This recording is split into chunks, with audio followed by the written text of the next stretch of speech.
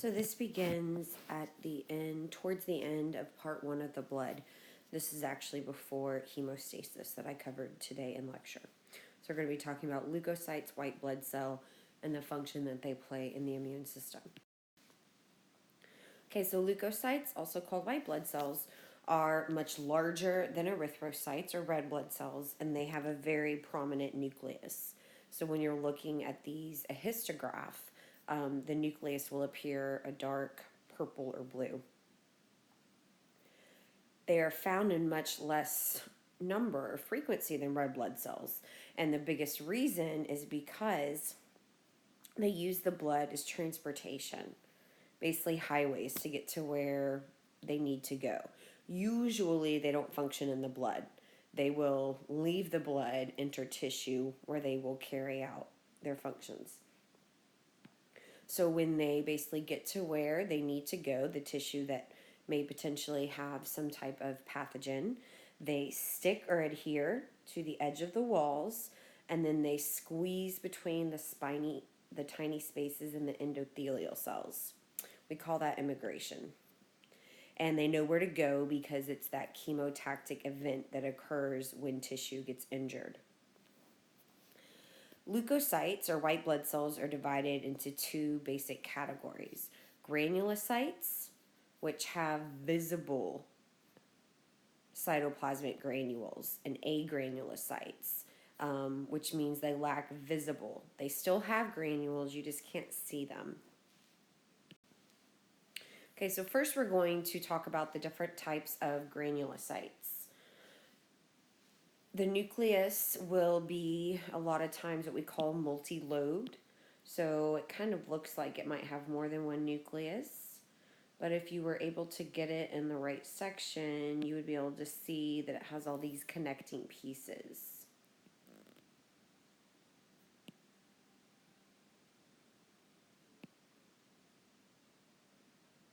Okay, so a lot of times they have multiple lobes like that. The multi-lobed is more what you'll see in the neutrophil. Bilobed is going to be a characteristic of what we call an eosinophil.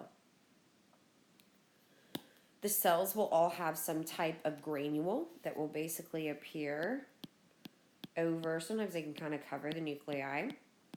So they're within the cell, and usually we actually distinguish the type of leukocyte based on what color the granule happens to be. So basophils pick up a basic stain, which is blue in color, methylene blue. Eosinophils pick up an acidic stain or dye, which is more red or orange. And then neutrophils, which are actually the most common out of all the leukocytes, about 50 to 70%, actually absorb a little bit of both. So they don't have a super distinguishable color. It's more of a really light purple. You can kind of tell stuff's there, but it's not red and it's not blue. Neutrophils, again, the most common, they are very important phagocytes in the body. So phagocytosis is when you engulf and destroy basically cellular debris or any pathogen. They're really important specifically against bacterial cells. You can also call neutrophils polymorphonucleocytes. On the exam, however, I will use neutrophil. Why they have that is because they have 3 to 5 lobes. Younger ones will have 3. The more mature they get, the more lobes they will have. So again, during injury, hemostasis is triggered. Also, the chemicals that are released will attract neutrophils. They're one of the first cells that will arrive on scene. And again, we call that chemotaxis. So it sets off an alarm. So the neutrophils will adhere to the edge of the wall. They'll squeeze out, immigration, and they're going to go towards that damaged tissue. So neutrophils can directly kill bacterial cells by engulfing them, and they basically increase the chemotactic event, and that more neutrophils are going to come to the area, other white blood cells that might aid, which also increases the inflammation process. Remember, inflammation is the first step in tissue repair. It's also an important part of immune function.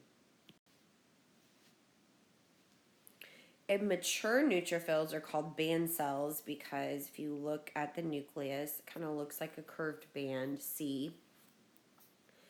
If you have an increased number of these, that basically means that your body is making more neutrophils than it normally would.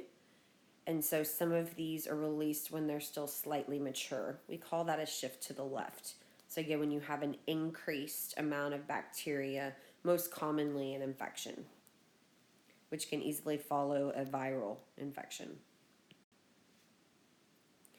Eosinophils, again, pick up that eosin red-orange stain, typically have a bilobe nucleus. They are also phagocytes. They are most important in parasitic worms, and they're also going to increase in number during allergic reactions. So the granules in their cytoplasm contain enzymes and toxins specific to different types of parasitic worms, and because of the allergic reactions, they'll also control and induce inflammation.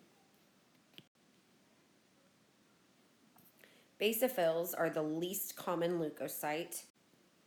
Never let monkeys eat bananas, which is your frequency of white blood cells. So again, neutrophils are the most common, then lymphocytes, then monocytes, eosinophils. So again, basophils are the least common, usually about 0.5% in the body. So a lot less than about the 50 to 70 that neutrophils are. They have an S-shaped nucleus, although a lot of times you cannot see it because the granules that are very darkly stained will cover it. The granules, though, contain two very important chemicals, one of which, histamine, helps mediate inflammation. The other is heparin, which, as we talked about earlier today in lecture, heparin is an anticoagulant or blood thinner. Okay, so what they actually look like, you should need to know this for your lab test tomorrow.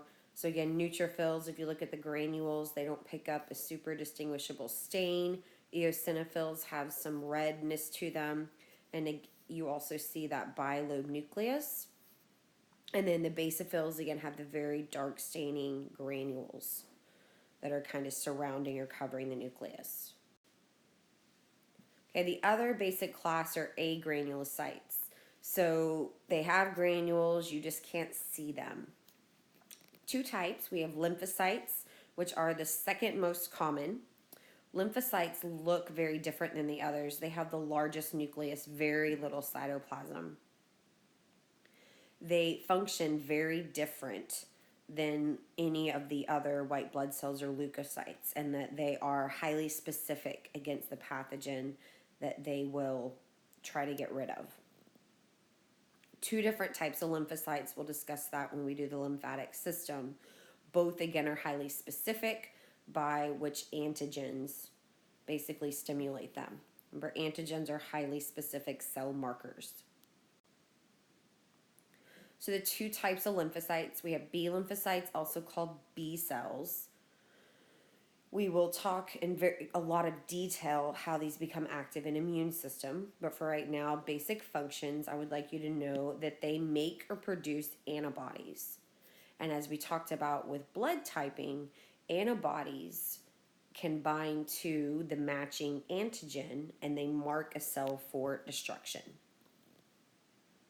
Again, they're highly specific, so each B lymphocyte basically responds to its own antigen. The other type of lymphocyte are T cells or T lymphocytes. Again, it's specific. All lymphocytes are highly specific. These do not make antibodies. They can directly kill and destroy the appropriate, very specific cell. So again, antibodies and the T cells are very, very unique. And again, we will discuss that more with the immune system. The other type of agranulocyte is a monocyte, which is actually the largest of the leukocytes. Usually has a indentation in the nucleus, kind of U-shaped. We call it a monocyte when it's in the blood, or we call circulation. As soon as it enters tissues, we now call it a macrophage. A macrophage is phagocytic. Macro is large. It actually has the ability to ingest and break down cells and debris that are larger than it itself. It activates other components of the immune system by basically showing these foreign pieces that we want to attack. It's very important in activating lymphocytes. Again, we'll talk about that more with immune. So again, the lymphocyte is going to have a very large nucleus, very, very little amount of cytoplasm around it. Monocyte is the largest, and actually if you look at the lymphocyte here, it's the smallest, other than the red blood cells, smallest of the white. Monocytes are the largest of the white blood cells, U-shaped nucleus, really large. So why sometimes would we need to know why, for instance, neutrophils are the most common white blood cell? This comes into play whenever you are you're looking at blood to see the health of an individual, or we call a complete blood count. This is a test for anemia, possible not enough red blood cells. We talked about a few different types previously and other conditions that we'll discuss now. So blood sample can be taken, it will be stained, you can look at it under a microscope, or most days now they have basically a machine that does this for you. And essentially how it works, if this is your slide of blood, they're going to really quickly make sure that they survey and do this order, counting the cells. Usually they count 100, and out of 100 cells, or 1,000, how many of each type do they have? Red blood cell counts, they do cells per milliliter. They use that to calculate the hematocrit, or hematocrit are the number of red blood cells that you have. And of course, the main component of red blood cells is the hemoglobin. So by getting the hematocrit, you can get the hemoglobin concentration as well. Red blood cells, you're looking at the cell size, the cell volume. You want them to be nice, plump, healthy. You don't want them to have a sickle shape so they can carry more hemoglobin. For platelets, you look at how many and the space that they take up. For white blood cells, you look at the total number of leukocytes, and then you can also look at each individual one, the percentage. So this is basically what a normal healthy individual should have. Okay, so erythrocytes, you have around 5 million. Okay, platelets, about 150 to 400,000. And leukocytes, again, this is just in blood, 5,000 to 10,000. Again, this is per millimeter cubed. Or in other words, per milliliter. Neutrophils, roughly, you don't need to know these exactly, but neutrophils, depending on the book, 60 to 70%. Lymphocytes, about 20. Monocytes, typically around 5. Eosinophils, less than 4. And basophils, less than 1. So very, very low accounts. And again, this is in blood, not necessarily in the body. Remember, when you look at this, we did the whole blood, the buffy coat, which is less than 1%, is going to contain your platelets and leukocytes. The rest of the formed elements, making roughly 44%, are going to be all of your red blood cells. So especially when we are looking at white blood cells, a few different disorders that you can have associated with those. Leukocytosis is when the white blood cell count is greater than 10,000 millimeter cubed. This typically indicates that a person has a bad infection, and that's why they have so many more white blood cells to help fight it, or potentially they could have cancer of a particular white blood cell or the bone marrow. Leukopenia, on the other hand, is a white blood cell count that's going to be lower than normal. Anything less than 5,000 usually indicates some type of disease in which the body is unable to produce enough white blood cells to protect itself. So patients will get this during AIDS. We'll talk a lot more about that with immune. if the bone marrow is not producing cells properly, if a person is really malnutritioned, or chemotherapy, which kills cancer, also kills a lot of bone marrow cells, including leukocytes. So we had hemopoiesis or hematopoiesis, which was the process of making all blood cells. You had erythropoiesis, which was making red blood cells. And now we have leukopoiesis, which is the process of making white blood cells.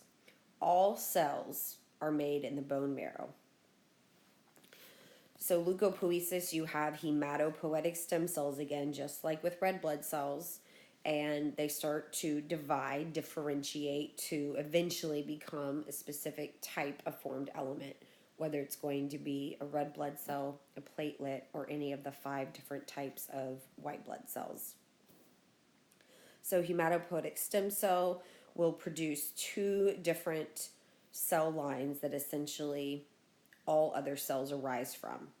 So the myeloid cell line produces almost all the formed elements, including erythrocytes, platelets, and all of the white blood cells other than lymphocytes.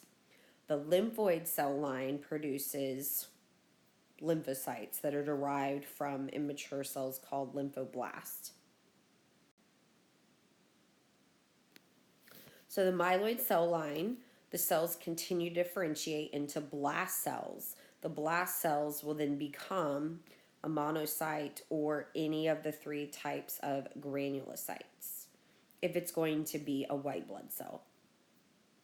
Of course, if it's going to be a red blood cell, they will start to differentiate into that immature red blood cell. The lymphoid stem cell, again, will create the B and T lymphocytes. And we actually name the B and T lymphocytes based on where these cells go to mature. So B lymphocytes stay in the bone marrow for maturation, hence B. T lymphocytes move to the thymus where they mature, which is why they're called T. Okay, so again, if you're looking at the commonalities, all blood cells originate, or formed elements originate from hematopoietic stem cell. The myeloid stem cell is going to differentiate everything except lymphocytes. So lymphocytes will differentiate the lymphoid stem cells. Lymphoblasts will then have mature T lymphocytes and B lymphocytes. The myeloid stem cell, and again right now we're focusing on leukopoiesis only, so the formation of white blood cells, either becomes eventually a monocyte, or it can become any of the 3 granulocytes that we have. So 4 out of the 5 white blood cells are derived from the myeloid cell line. Leukemia is cancer of a blood cell or the bone marrow itself. There are different types of leukemia depending on the particular cell. So we have acute or chronic based on how fast the disease is progressing, the severity of it. So acute happens very rapidly. You can tell it's occurring because the body will actually start releasing a lot more of the immature cells into the blood. Chronic, it's much slower to release these immature cells, so it takes longer to typically diagnose. They're also classified by which cell line do the abnormal cells come from. So lymphocytic, of course, come from the lymphoid stem cell line, generally the B lymphocytes. Those are the ones that stay in the bone marrow. And then myelogenous come from the myeloid stem cell. So any of the myeloid cells, again, that's going to be your monocytes, the eosinophils, your basophils, and the neutrophils. So acute lymphocytic leukemia is the most common that you have in children. So it's going to occur very rapidly. Lymphocytic, it involves the lymphocytes.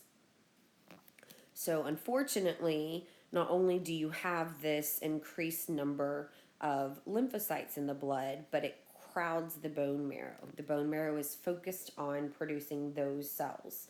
So, you do not have as many of all the other cells, red blood cells, or any of the other white blood cells. In fact, because it gets so crowded, a lot of times cancer then spreads to other tissues. And we use the term metastasize when this happens.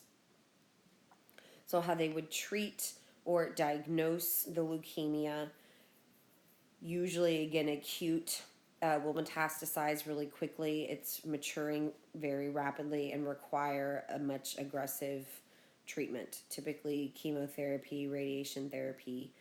It may even involve amputation in some cases.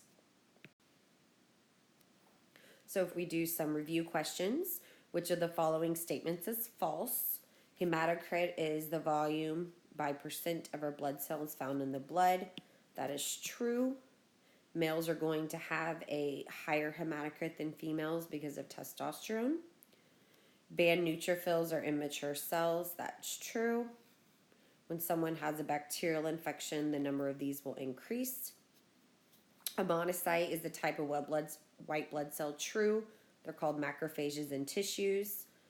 Anemia is when there's an abnormally low number of red blood cells or erythrocytes. That's true. So, of course, the incomplete statement are red blood cells, white blood cells, and platelets are whole cells found in blood. What makes that false are platelets. Platelets are fragments of cells. They come from fragments which we call monokaryocytes. An increase in white blood cell count above normal levels is called leukocytosis. Leukopenia is a low amount. Erythrocytosis has to do with red blood cells. Immigration has to do with the squeezing of a white blood cell from a blood vessel into tissue. And erythropoiesis, of course, red blood cells, the production. Which of the following is not a factor in destroying and attacking pathogens? Chemotaxis, that's the alarm that goes off that lets white blood cells know where they need to go. The release of enzymes occurs by several white blood cells in the area. That's how they can start performing their functions. Erythropoiesis, red blood cells have to do with carrying gases, oxygen and carbon dioxide. Has nothing to do with pathogens. Immigration is the movement of a white blood cell into a tissue. And again, it knows how to do that from chemotaxis, so that's true. And phagocytosis is a capability that several white blood cells have. The two major phagocytes are the neutrophils and the monocytes or macrophages in tissues. Which of the following are the most numerous white blood cell? That's never let monkeys eat bananas. So, of course, N for never is neutrophils. Typically, they're 60 to 70%. Okay, now we're going to discuss platelets a little bit. Today in class, we did talk about hemostasis. However, we did not specifically talk about platelets or where they come from. So we're briefly going to do that now. So again, platelets are the only formed element that is not a whole cell. They again are cell fragments. They're the smallest of the formed elements. Their main function is in hemostasis, which of course is the process of stopping blood. So because platelets are a fragment, they do not have nuclei or other organelles found in most whole cells. Keep in mind, that's a similar characteristics of red blood cells. Mature red blood cells don't have nuclei or very many organelles either. Platelets have granules, basically just like white blood cells. However, theirs contain clotting factors, which are necessary in hemostasis. Several enzymes that are also important in this process, mitochondria for energy, glycogen, which of course is necessary for cellular respiration as well. Therefore, they can carry out oxidative catabolism. So they're going to be breaking down by losing an electron. That's what oxidation is. They also have cytoskeleton components, actin and myosin. And as we discussed with hemostasis, this is important when they contract and bringing the vessels together and sealing off the wound. Okay, so platelets themselves, fragments of cells, again, some mitochondria, they really have a lot of actin and myosin components to them, and then the granules that contain any of the 12, the different clotting factors, Roman numerals 1 through 12. So poiesis, again, is the formation of. Thrombo is another name. Thrombocyte is another name for platelets. So thrombopoiesis is the process of making platelets. Just like all of the other cells, it comes from that hematopoietic stem cell. And now it's going to differentiate into a megakaryoblast. These mature, become megakaryocytes. They will undergo mitosis, so they're making several copies of themselves, but they're not dividing the cytoplasm. So mitosis is a type of nuclear division. So basically each of these nuclei are basically forming the different platelets.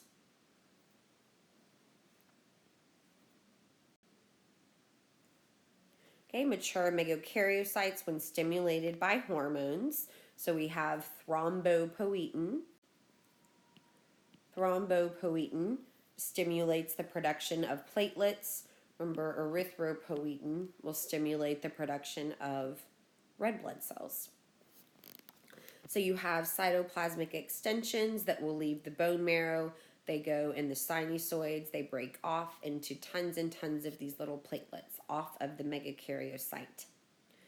Platelets, because they're involved in hemostasis, have a very short lifespan, only about a week or maybe a little over, before they're removed from circulation by the liver and the spleen. And again, that's to keep the quality of the enzymes that are in the granules and the clotting factors that they contain. Platelets or thrombocytes are made from the liver and in the kidneys. And they basically control how many platelets are in circulation. You want to keep about 150 to 400,000. 400 is obviously going to be a little bit higher if you have been injured. If you're working out a lot, you would expect that. Okay, so thrombopoiesis, again, you have the hematopoietic stem cell, still the myeloid cell line. Again, everything's the myeloid cell line except the lymphocytes. Differentiates into a megakaryoblast. It has little arms of cytoplasm, and tiny little pieces of that start breaking off, and those are what the platelets are. So the substance that stimulates the formation of platelets, that is a hormone, thrombopoietin. Immunoglobulins are antibodies. That's the same thing. Erythropoietin stimulates the production of red blood cells. Cytokines are chemicals that are important with white blood cells.